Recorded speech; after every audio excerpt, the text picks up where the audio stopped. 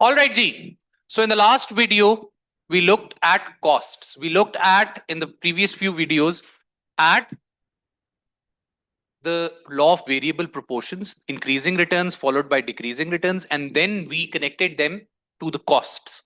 And those were short-run costs. Marginal cost का क्या scene है, एवरेज कॉस्ट का क्या सीन है, एवरेज वेरिएबल कॉस्ट का क्या सीन है. दो कॉस्ट याद रखने वाली हैं, एवरेज कॉस्ट और मार्जिनल कॉस्ट याद रहेंगी. इंक्रीजिंग डिक्रीजिंग रिटर्न्स हैंडल कर लेंगे. चलें जी, आ जाएं. अब हम जा रहे हैं लॉन्ग रन प्रोडक्शन फंक्शन की तरफ. हेडिंग दे दें, बल्कि अभी हेडिंग ये ना दें लॉन्ग रन प्रोडक्शन फंक्शन की, अभी हम डायरेक्ट शुरू करते हैं. हेडिंग दे दें iso cost. By the way, did we define long run? No, we did not. Sorry, my bad.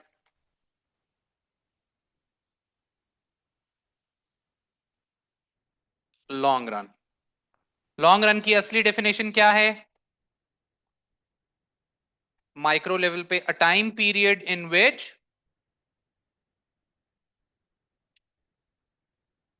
all factors of production can be changed. However, we will assume long run to be a time period in which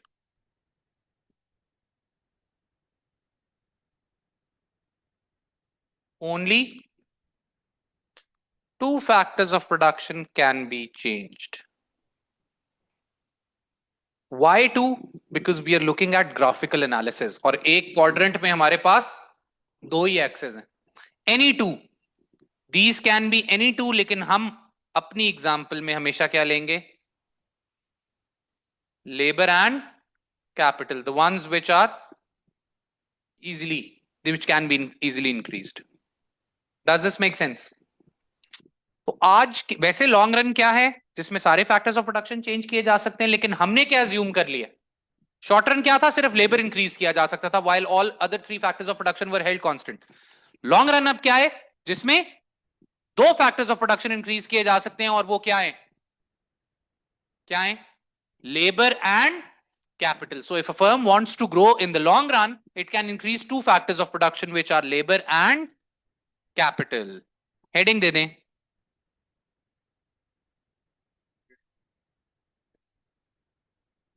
producer, ये वाली producer behaviour के लिए हमारी assumption है, assume, we will assume. वैसे असली definition वो है कि सारे factors of production change. Heading दे दें iso cost. Iso means equal, iso cost. A financial constraint,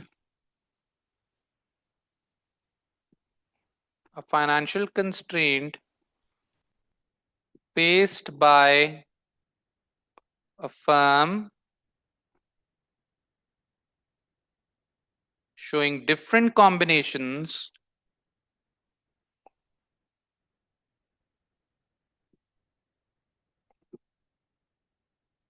of two factor inputs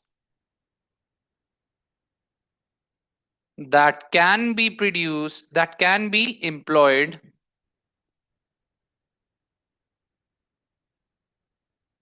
by a firm utilizing all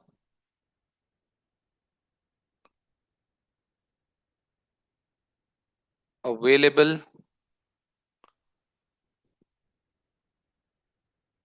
income या बजट. एक ऐसा ग्राफ है जो कि दो चीजों के डिफरेंट कॉम्बिनेशन बता रहा है जो कि एम्प्लॉय किए जा सकते हैं सारे रिसोर्सेज, सारी इनकम को इस्तेमाल करके. सुना सुना सा नहीं है?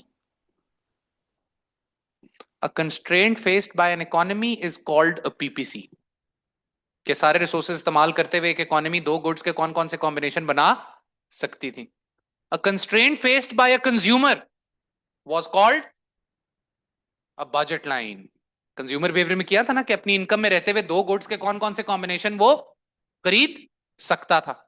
A constraint faced by a firm कि अपनी इनकम में रहते हुए वो दो इनपुट्स के कौन कौन से कॉम्बिनेशन इंप्लॉय कर सकता है, उसको क्या कहते हैं?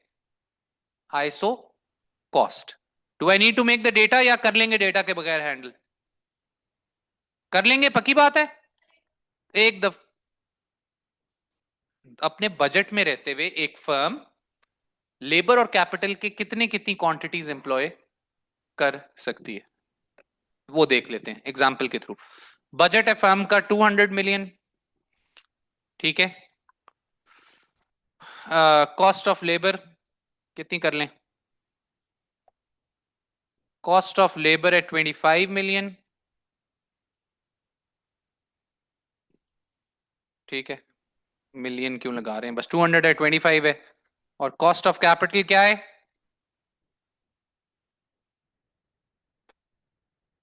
50. अगर मेरी फर्म सारे पैसे, इधर मैं ले रहा हूं क्वांटिटी ऑफ लेबर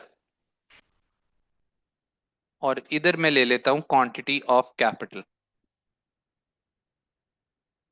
अगर मेरी फर्म सारे पैसे लेबर पे लगा लेती है तो इस पैसों में, इतने पैसों में मैं मैक्सिमम कितने बंदे रख सकता हूं? 8. Make sense? ये बात समझ आई है रीशा?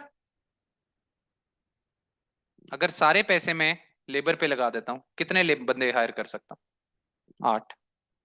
अगर सारे पैसे मैं मशीनों पे लगा देता हूं कितनी मशीनें ले सकता हूं? What is N ISO cost? समझ आई?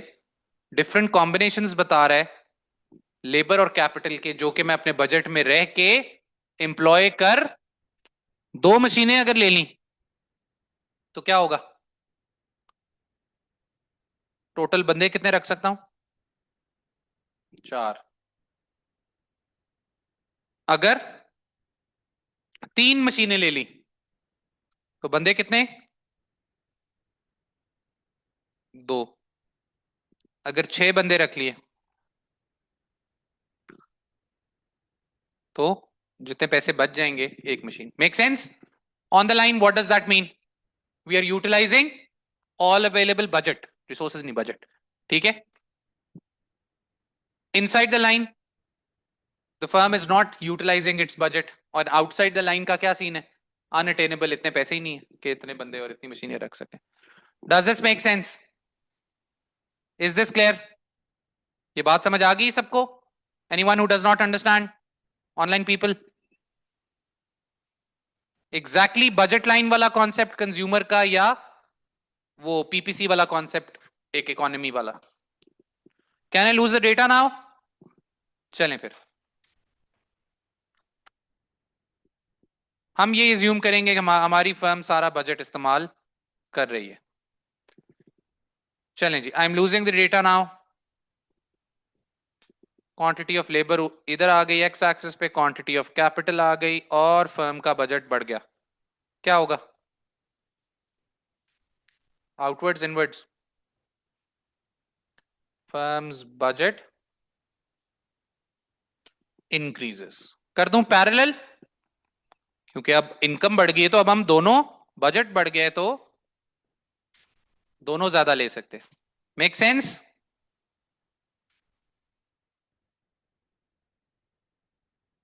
गर्ल्स आर यू विद मी?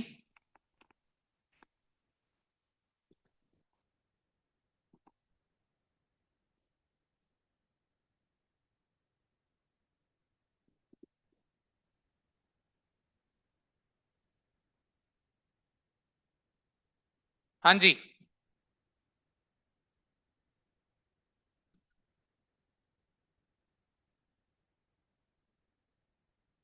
क्या होगा? बजट गिर गया फर्म का. कैपिटल इसके इन इकोनॉमिक्स सी इज, सी क्या होता है? C plus I plus G, consumption. Parallel shift inwards. हाँ जी, आसान है मुश्किल?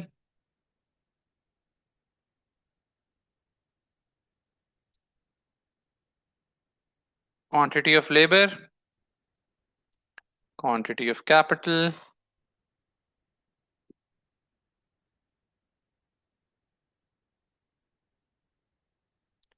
वेजेस कम हो गई या कॉस्ट ऑफ लेबर कम हो गया? हाँ जी, लेबर सस्ता हो गया। पैरेलल, पिवटल किधर, बाहर या अंदर? और कैपिटल को क्या होगा? कर लेंगे हैंडल। ये सारे पॉसिबल कॉम्बिनेशंस बता रहा है जो कि एम्प्लॉय ये फर्म कर सकती है। किधर करेगी वो बात बाद में होगी। क्लियर? अंडरस्टूड? हाँ भाई, कप ऑफ केक। ठीक है ये।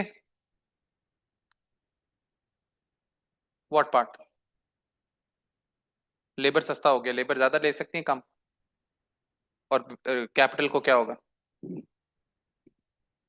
क्या हो गया? ये तो क्लास 2 के बच्चे भी समझ जाए। बहुत आसान है, अभी मेन चीज तो आनी है। वही ना। लेकिन ये मजाक वैसे है एज इन, इसको असल में मजाक ना समझ लेना, क्वेश्चन भी आ सकता है।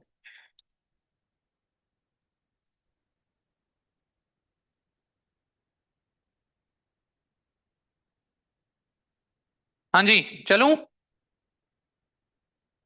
चलें भाई, क्या हो गया, स्पीड मारें? क्यों इतने स्लो हो गए आप लोग आज? हेडिंग दे दें जी।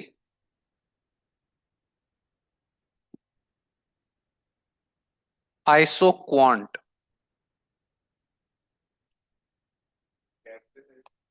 नहीं नहीं, a graph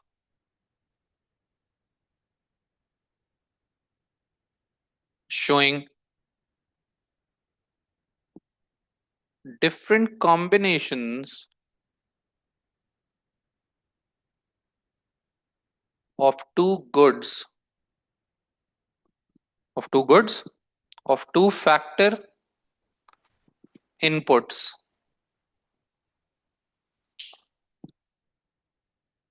that help the firm produce the same level of output.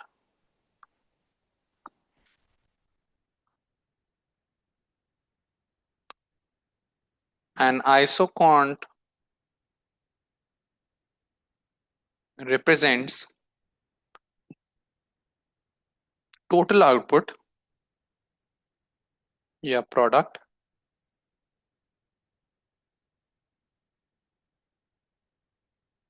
which is constant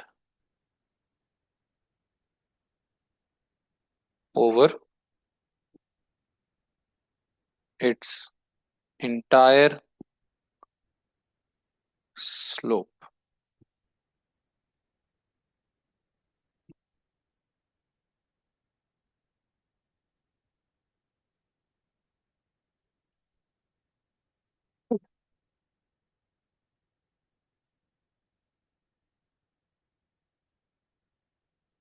hurry up hurry up. चलें जी, गुजर की बात सर के ऊपर से। चलें अब इसको जरा समझते हैं।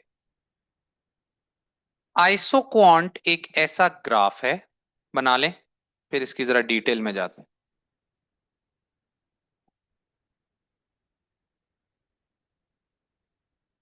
इधर आ गई क्वांटिटी ऑफ लेबर, इधर क्वांटिटी ऑफ कैपिटल, जो कि लेबर और कैपिटल के वो कॉम्बिनेशंस प्लॉट करके हमें दे रहा है जिससे सेम आउटपुट बन रही है। ये आइसोक्वांट है जो कि क्या रिप्रेजेंट कर रहा है? Total output. Let suppose 50 units. ये बता रहा है कि 50 कुर्सियां ये फर्म किस तरह बना सकती है। ये फर्म इतना लेबर रख, इतना कैपिटल रख ले और इतना लेबर रख ले, तो कितनी कुर्सियां बन सकती हैं? 50। ये फर्म या फिर इतना लेबर रख ले और इतना कैपिटल रख ले, तब भी कितनी कुर्सियां बना सकता है? 50। 50 यूनिट्स ऑफ आउटपुट बनाने के लिए ये फर्म कौन कौन से कॉम्बिनेशंस लेबर और कैपिटल के एम्प्लॉय कर सकती है? Total product, all combinations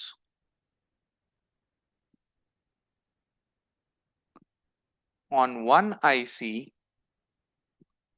for example X, Y and Z,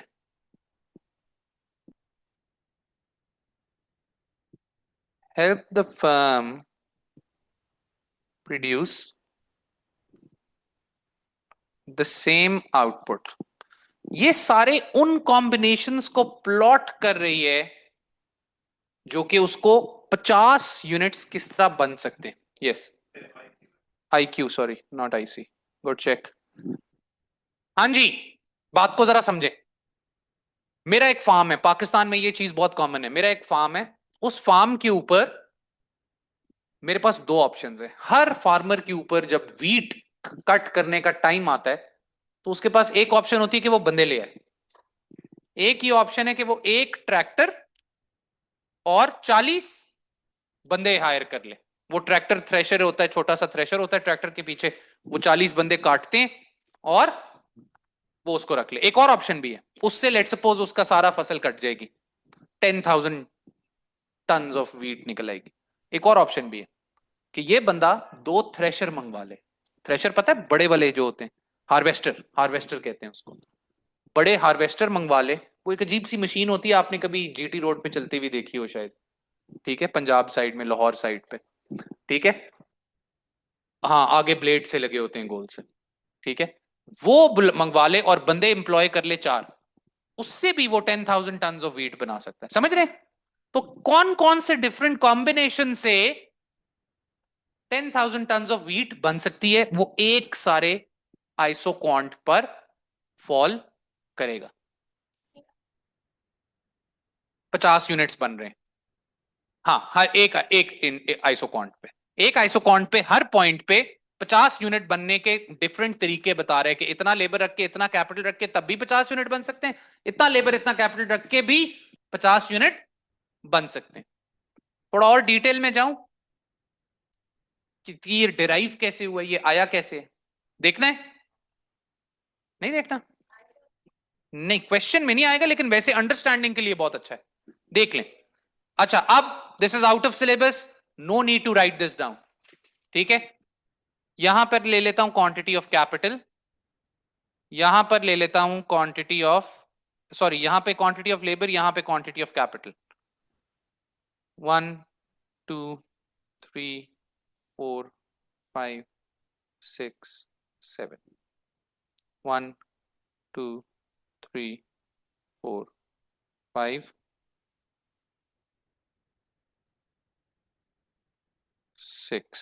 6 तक ले लेते हैं। अच्छा, now I want you to do is, मैं चाहता हूं कि आप जो हमने पहला बनाया था ना, total product, average product, marginal product, उस पे चले जाएं, उस डेटा पे।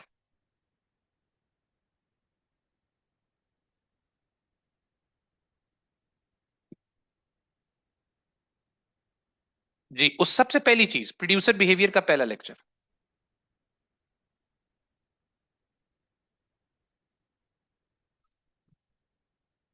जहां हमने नंबर ऑफ वर्कर्स बढ़ाए थे और टोटल आउटपुट को क्या हुआ था वो देखा था।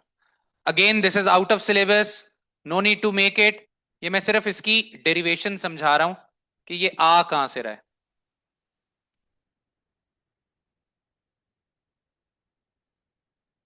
ठीक है। इससे आपकी, हाँ जी, हाँ जी, अब जरा मुझे बताएं कि हमने अज्यूम, मैं ये कर रहा हूं कि हमारे पास एक कैपिटल, एक मशीन पहले से है, एक मशीन हमारे पास पहले से है। पहला बंदा मैंने रखा था, कितनी टोटल आउटपुट बनाई थी उसने, और एडिशनल कितनी बनाई थी अगले बंदे ने? इंक्रीजिंग रिटर्न चल रहा था पहले, है ना, तो कितनी बनाई थी? 60। टोटल कितनी हो गई?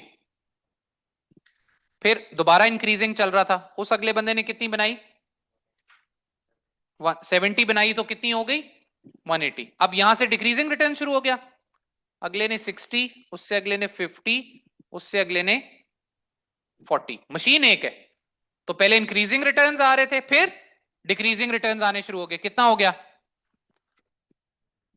290, 330। अब अज्यूम करें यही रेशो है किसका, अब मैं बंदा एक रख रहा हूं और अज्यूम कर लें कि इसी तरह एग्जैक्ट से मैं अब लेबर बढ़ा, कैपिटल बढ़ा रहा हूं, मशीनें बढ़ा रहा हूं। एक बंदा है, पहली मशीन, ठीक है, वही डेटा अज्यूम कर लेते हैं। पहली मशीन इंक्रीजिंग रिटर्न्स एक्सपीरियंस करेगी, फिर डिक्रीजिंग रिटर्न्स।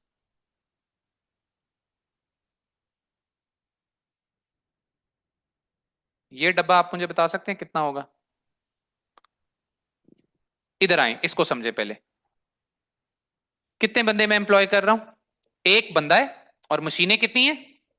मैंने एक और बंदा एम्प्लॉय किया, वो बंदा हमेशा कितना बनाता है? तो ये कितना हो जाएगा? फिर अगला बंदा रखा, वो 70 बनाएगा, कितना हो जाएगा? फिर अगला बंदा, वो 60 बनाता है, फिर अगला बंदा। चलें अब ये बताएं ये कितना होगा? एक बंदा रखा जो 60 बनाता है, 60 बनाता है तो 180 में ऐड करें। फिर अगला बंदा 70, कितना हो गया? फिर अगला बंदा, जी इधर बताएं, 300। फिर अगला बंदा, अब ये बताएं, 290 में 60 ऐड करें। अब बड़े गौर से सुने, 60 ऐड करना है ना, पहले बंदे ने 60 बनाया ना, the second worker I employ produces 60 ना। मुझे आप बता सकते हैं कि 300 यूनिट ये फर्म बना सकती है? कैसे बना सकती है? क्या तरीका है? एक तरीका ये है कि मैं 4 बंदे रख लूं और 2 मशीनें रख लूं, तो कितने यूनिट्स बनेंगे?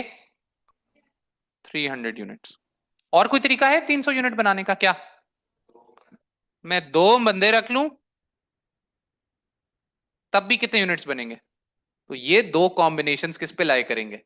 एक आइसो क्वांट पे। समझ आई आइसो क्वांट क्या है? एक ग्राफ है जो कि बता रहा है कि एक आउटपुट बनाने के क्या क्या तरीके हो सकते हैं। इतना लेबर इतना कैपिटल रख लो तब भी 300 बनेंगे, इतना लेबर इतना कैपिटल रख लिया तब भी 300 यूनिट बन सकते हैं। Do we understand this?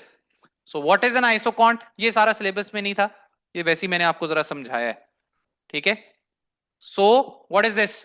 एक आइसोक्वांट एक ऐसा ग्राफ है, a graph showing different combinations of two factor inputs that help the firm produce the same level of output. Do we understand this? Heading देते प्यारी सी, isoquant map।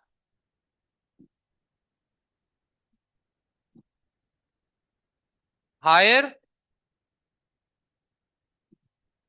the isoquant, higher the total output.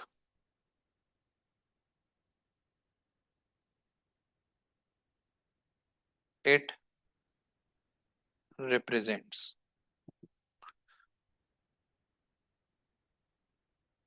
एक आगे और जाएगा ना, 300 300 कहां होगा, उससे एक आगे।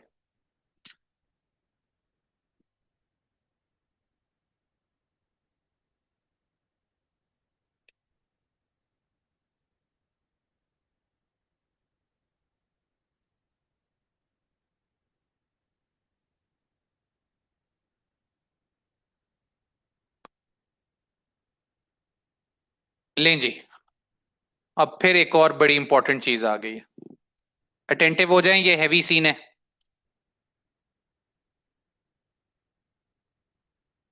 Quantity of capital, quantity of labour.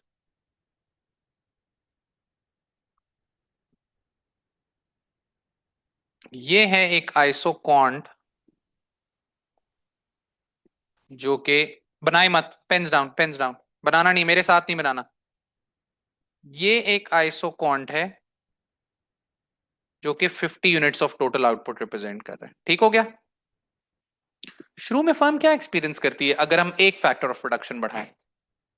Increasing returns. हर अगला बंदा पिछले वाले से ज्यादा प्रोडक्टिव है। ठीक है।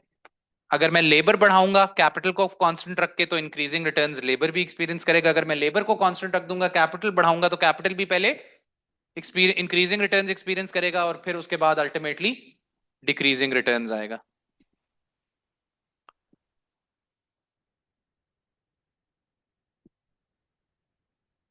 अब ये बड़ा खतरनाक काम है लेकिन आसान है।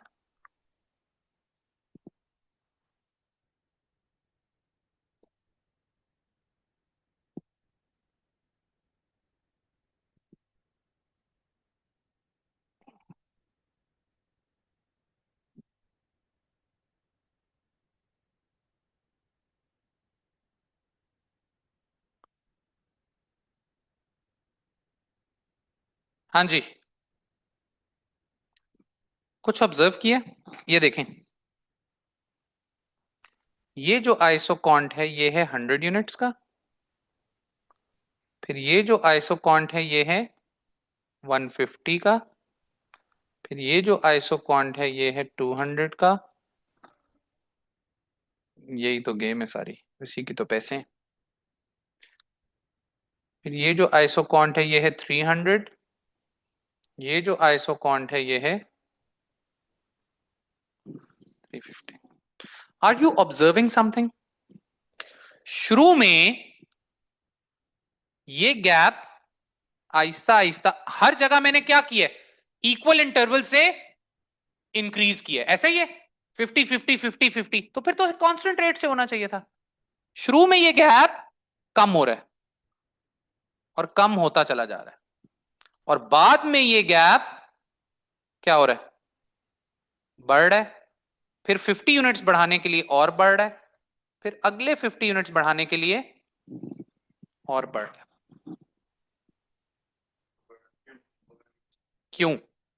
इस कॉन्सेप्ट को कहते हैं इंक्रीजिंग। पहले फर्म क्या एक्सपीरियंस कर रही थी? Increasing returns to scale. और उसके बाद फर्म क्या एक्सपीरियंस कर रही थी?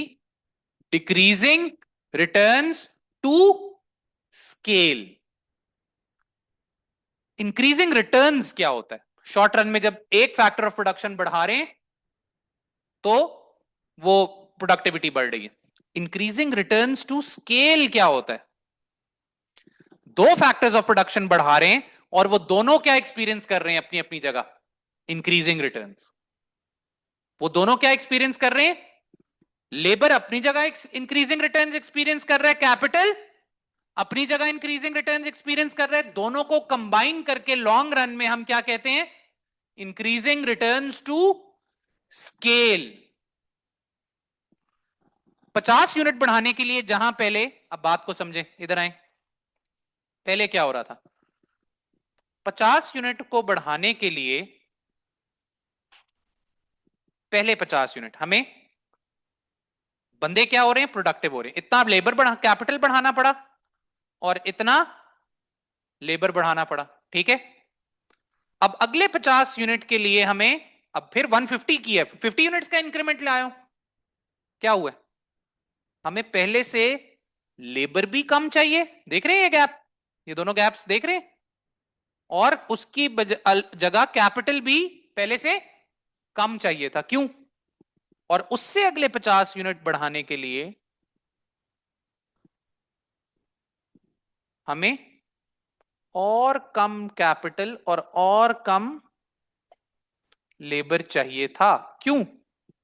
क्योंकि जब हम दोनों इनिशियली इंक्रीज कर रहे थे, लेबर क्या एक्सपीरियंस कर रहा था?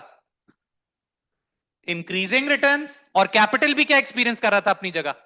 Increasing returns. इस कॉन्सेप्ट को कंबाइंड हम क्या कहते हैं लॉन्ग रन में, जब दो चीजें इंक्रीजिंग रिटर्न्स एक्सपीरियंस कर रही हैं? Increasing returns to scale. फिर क्या हुआ? फिर बंदे भी और कैपिटल भी होने शुरू हो गए निकम्मे, डिक्रीजिंग रिटर्न्स आ गए। अब अगला 50 यूनिट बढ़ाने के लिए हमें ज्यादा चाहिए, फिर अगले 50 के लिए और ज्यादा चाहिए। क्यों? क्योंकि लेबर भी निकम्मा होता जा रहा है और कैपिटल भी, प्रोडक्टिविटी गिरती जा रही है, तो उसके लिए ज्यादा। यहां से अब रेड से क्या शुरू हो गया? डिक्रीजिंग रिटर्न्स टू स्केल, दोनों अपनी अपनी जगह डिक्रीजिंग रिटर्न्स। फिर इंटरसेक्ट तो कर ही नहीं सकते क्योंकि 50, ये 30 है, तो 31 हमेशा ऊपर ही रहेगा। 31 नीचे कैसे आ सकता है? ज्यादा आप एम्प्लॉय करेंगे तो ज्यादा आउटपुट बढ़ेगा। और फिर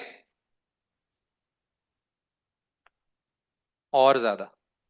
गेम समझ आइए? यहां तक क्या चल रहा है? ये दोनों कॉन्सेप्ट्स हैं यहां तक, और यहां तक इंक्रीजिंग रिटर्न्स टू स्केल चल रहा है, और उससे आगे डिक्रीजिंग रिटर्न्स टू स्केल चल रहा है। कैसा? गेम समझ आइए सारी? Do we understand this?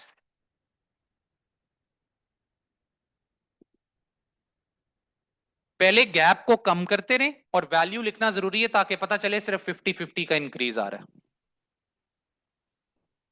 बना लें अब, हरी अप। फिर मैं इसकी एक्सप्लेनेशन भी लिखवाता हूं। ऑल राइट जी, so are we clear on this? Heading दे दें। नहीं नहीं, 8-20 हो गए या 10-20 हो गए, ये लिखे बगैर नहीं जा सकते ना। Increasing returns to scale, this is when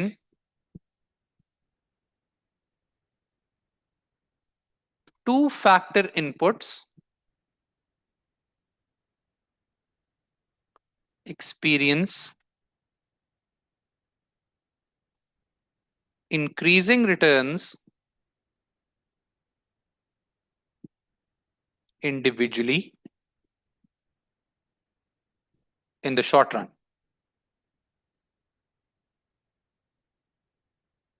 In the short run.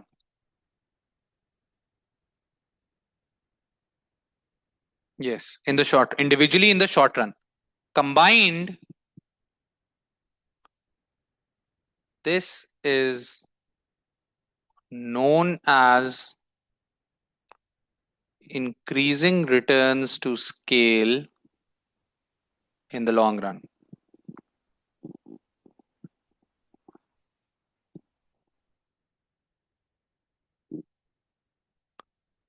This is evident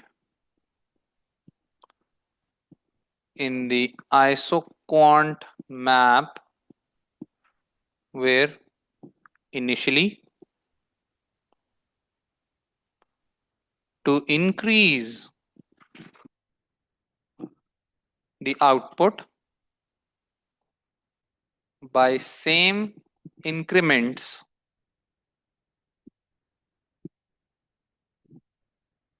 of 50 units, the gap between each successive isoquant shrinks.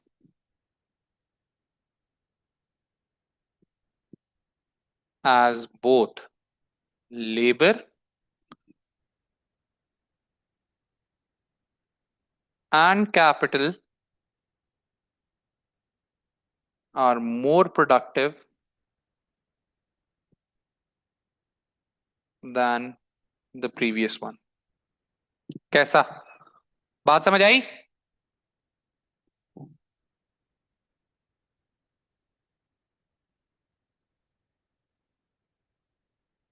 और ये बहुत बड़ा मसला है, इस पे वो एग्जामिनर माइंड करेगा, नंबर काटेगा। अगर शॉर्ट रन में इंक्रीजिंग रिटर्न्स टू स्केल लिख दिया तो वो नंबर काटेगा, लॉन्ग रन में सिर्फ इंक्रीजिंग रिटर्न्स डिक्रीजिंग रिटर्न्स लिख दिया फिर भी वो नंबर काटेगा। इसलिए बड़ा एहतियात से, वो क्या कहते हैं, सावधान रहना है। Decreasing returns to scale.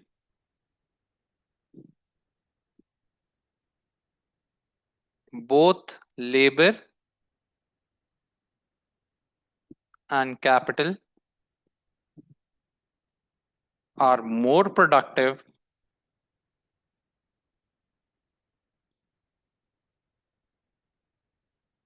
than the previous one.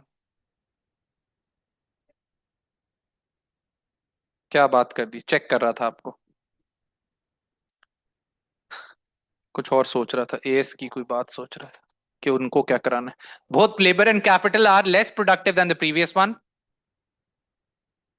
Hence, the gap between each isocond showing an equal increase in output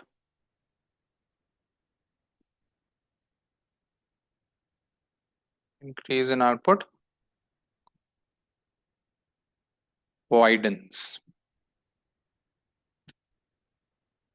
Is this clear? We will stop this video here and we will continue this in the next video, जहां पे हम long run production function पढ़ेंगे और फिर long run costs की तरफ जाएंगे. Do we get it? I'll see you in the next video.